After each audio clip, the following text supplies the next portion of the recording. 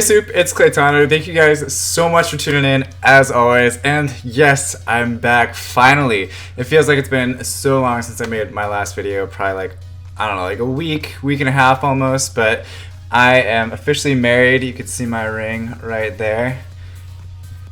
Yes, hell yeah. I got back from my honeymoon last night pretty late, so I wasn't able to make a video on Tuesday. But here it is, and we're just going to go right into it. It's going to be top arena defenses and why they work, because I know you guys love this series, so why not bring it back with this series? And let's see. There's one person on my list, and this is the only person that I'm going to be fighting today, and that is Scat Fetus. Scat Fetus has always been known for his creative defenses that he pulls. He has like pretty much every monster that he can possibly want. So how do you make your defense with having so many different options? Well, he does a lot of testing. He does a lot of, revenges back and forth with guildmates, trying to find the best possible option. So this is his defense right here, and I'm going to kind of break it down to you guys and tell you exactly how it works. Now, there's lots of things that are in here that can kind of be replicated, but not mostly you're not going to be able to make this exact defense, because half the people aren't going to have a dark, whatever that hell lady is, Praha, Molly, and Velagul. So just kind of keep in mind this can be adjusted just slightly. All you need is like a healer, so Chasing can be in this spot. Could be a Dispeller as well, so maybe Juno or somebody like that. This one is just for the defense break, the revive skill mostly, and the damage reduction, and a little will. A little cleanse for the most part. So that's how the AD works. But basically what's going to happen is that Velagul is going to go first. It's going to buff everybody's attack bar up, and it's going to immune buff everybody. Now, there is some things going around that I noticed when I got back, that maybe Velagul got a nerf because he's not going to be buffing right off the first turn. So if that's the case, once that AI buff finally comes out, then he may or may not be as viable anymore, and you might want to go with somebody else. With that being said, we'll see how his AI does now. Then after that, I guarantee you Praha's going to go next. I think it's like a 140 speed or something, or plus 140, excuse me, which I'll show you all of his runes after we're done as well. And then we have Ethna that's going to go right after that, clearing all of my defense off. And then you have, not my defense, but it's going to defense break my entire team. And then you have Molly going to basically remove any other buffs that are still around. Plus, it's going to be reducing the attack damage, so that way cleave AOs like mine aren't going to be very efficient. So what I use against his team typically is just somebody that has the buff removal, so the strip, so that way I can get rid of Velagul's buff. I also have my Zeros, my Tosi for my 2 nukes, which you can go with a different monster besides Zeros, and maybe if we lose the first round, I'll try a different monster in its place. That way you guys can see Zeros isn't necessary, but it's definitely nice to have. And then Galleon for the defense break, which you can use Lure, you can use really any other AoE defense breaker. Galleon, having the defense break is definitely key though. I know I had a question from a viewer that said, why isn't my arena offense working at like yours? I have Zeros, I have Tosi, but he didn't have the Galleon. So Galleon's very important, but he does have Lure. So I told him, hey, just throw Lure in the spot for Galleon and you'll be perfectly fine. And we'll see how he does with that. But let's go ahead and attack. As you can see though, like I last week, real quick, I didn't do so hot. I wasn't really rushing. I only used like 10 swords or something, but that's about it. So we'll see though how it goes. Really though, it's almost RNG based, I would assume. There's a couple things that could go wrong for me. He stunned my what's his name, but Velagul didn't buff. He also has a very, very strategic will rune placed on his whatever its name is. Kraka, yeah, Kraka. That's the name. And I got a violent proc, so it kind of everything's all good from this point, right? Now the only thing that can go wrong from here is that say I don't reset his Praha with it being super fast, or say the Molly makes my people glance, and if that's the case, then it sucks. But here it goes. So I didn't glance on either of these two, which is good. The only one I glanced on was Praha, and I didn't actually see whether I reset his skill or not. But let's just see how Tosi goes. So I killed both of them, and I reset Praha's skill. So we should be okay from here. Maybe I could find Scat again just to see if I can use somebody else besides Zeros. I was probably going to say I would use Lagmaron instead. That's the only other one that I have runed correctly that can take, you know, this kind of arena offense, because it has Will on it and it's speed tuned just perfectly to go right basically instead of Zeros. So that's the key though. Like if you use any other nuke, it has to be speed tuned correctly. But we'll just finish this up real quick, just auto.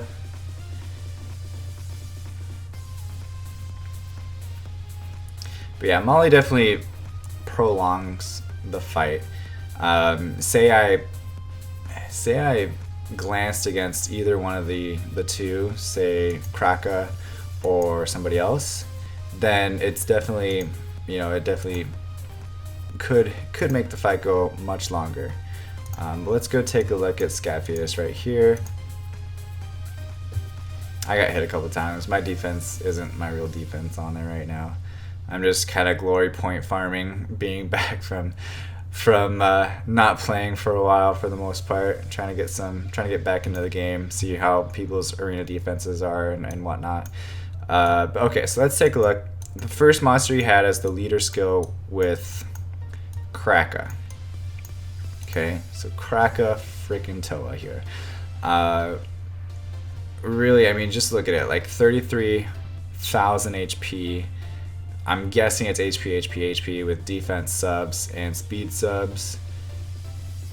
And it's on Will, Violent. Okay, yeah, so HP, speed plus 19. So that's a super nice rune. Doesn't really need attack, I would assume, but I know Scat definitely likes to have his supports have at least a little crit rate, so I'm surprised that he doesn't have more crit rate on his Kraka. But most of the time you have to kind of make a decision whether you want crit rate or if you want to sacrifice other skills or other stats, I mean, for crit rate. So that's the only other thing there. For those of you, by the way, that don't know Scat, as I'm kind of just going through these runes here, he's pretty much the most consistent legend player in global servers. So for his arena defense, this is very important for you guys to kind of understand how it works. He does use this arena defense quite often to get, you know, legend. So it's cool that he has this up so that way people can practice on it and kind of do that. But most of the time he doesn't have it up, just because when you're more of like a high profile player, you don't want to have your arena defense up so everybody can practice on it all week long, because come rush hour, which is the last hour before the arena closes, where it's your final rank, people know exactly how to beat you, and that's not good when people know how to beat you. But look at these substats: defense, HP, accuracy. You know, my guess is it's not his best runes, but it's definitely very, very well runed. And let's go take a look at, well, since you didn't see his skills, the arena defense lead is 44%, which is insane. This is the revive skill that was recently buffed. So it has invincibility for 1 turn after you revive the person, and it heals their HP by 30%, and they're able to use all their skills. That's crazy. He also had Praha right next to Kraka, so that way if everybody else dies besides Kraka, the first person that he's going to revive is going to be the person right next to him, and it goes in an order. So all 3 of them are dead, Praha gets revived. If only 2 of them are dead, Praha's alive, and just Veladril and Molly died, then he's going to revive Molly because Veladril is farther down the list. So that's the order of revival for any reviver, if you guys didn't know that as well. Definitely nice to know when you're placing your team. So turn order definitely does matter. 100% matters. For my arena offense, for arena defense, it definitely matters. And I'll probably make a video about that, explaining exactly why it matters, because that's a whole nother topic. But this is the second skill, which has a 2-turn skill cooldown on a AoE defense break. It's really amazing. For the most part, weakens the defense for 2 turns with 50% chance each attack. So basically 100% chance, 60% on each attack. So it's really, really nice, and most of the time going to be breaking your defense. This is just harmful. What is it? Continuous damage for 2 turns with 50% chance. That's about it. Nothing too crazy on the first skill, but let's go take a look at his Praha. Probably one of the better ones in the game, of course. I think there's a couple people with maybe more speed, but other stats. So this is what he's working with, though. 140 speed with 24,000 plus HP and 717 defense. So this is the main thing. When you're doubling your defense, plus you have this much HP, it makes your monster so much tankier. So it's not about just having HP, it's not about just having defense, it's about having a combination of both of them to make them both extremely, to make that monster extremely difficult to kill. That's why my Tosi didn't do as much damage as you typically would see my Tosi doing, because the defense is what was reducing that damage, of course, But resistance 48%, he could have a little bit more, but he needed some accuracy as well, some speed, crit rate. I'm sure he wants a little bit more as well, because like I said, I know he likes to run his supports a little bit higher crit rate, but having the speed is definitely more important. That's how I run my Juno as well, pretty much the exact same way, having a little bit of accuracy, but the speed, the HP, and the defense are the main stats for the 2 oracles, the water and the fire. And then you have the skill right here. Obviously ran with Nemesis, so that way if he gets Lucianed, he's going to be proccing Nemesis, healing his entire team up. And of course, having Molly, no one's going to be really Lucianing him anyway, so that's another thing to look out for. But look at, he's got HP 26%, defense, resistance, accuracy, everything that he needs on this skill, or on that rune. Same thing with this, everything he needs on that rune. The attack is a little bit awkward on that, but resistance, speed, defense, of course. Defense, HP, resistance, speed. Like, every rune has a specific purpose, and it's playing its role perfectly for Praha. That's what you guys kind of want to look out for. So if you do have any other type of AoE healer, like Ariel or Chaesoon, or basically anybody, the reason why people run it with Nemesis is because if they get Lucianed, it's going to take most of the damage and then heal up the entire team. Now Chaesoon's a little bit weird because it likes to use its 3rd skill first before it uses the 2nd skill to heal up your team. So most likely it evens out with somebody that's also almost dying, and then that's about it. So unless you get a violent proc, you're not going to use your 2nd skill. So that's a little bit weird. That's why I actually myself stopped using Chaesoon in defense, because it's awkward. It's awkward to use your 3rd skill when everybody else is dying. So I don't know. That's just my opinion. But any other, really, like even Bella, free to play, right? Farmable, Bella Dion on Nemesis. That's kind of the idea behind it. But anyway, that's the Praha. Then next we had the Molly. Here we go. Really just a tank with resistance, right? That's about all you have to do. So it's, my guess, HP, HP, HP with speed substats the same way as everybody else. HP, HP, HP with speed substats on everything. Of course, violent Nemesis as well. And then for the stats, 100% resistance, and then crit rate 52%, which is nice to have, of course, because she does damage based on your max HP. So with her having HP, she's doing a lot of damage on turn 1 with defense break, just based off of her max HP. That's why he does that. And it does scale off crit rate and crit damage as well. Basically, this is what makes Molly so overpowered, is that she has a 20% chance to have everybody receive glancing hits, and then recovers 10% HP, so that's like a mini heal every time she goes. That's why she's on Violent and Nemesis, so that way she increases the healing, removes harmful effects, and casts a shield, which is a very strong shield, and removing the harmful effects is nice as well. Most of the time, though, with him having Voladril with that defense, though, they're not going to have a problem with harmful effects too much.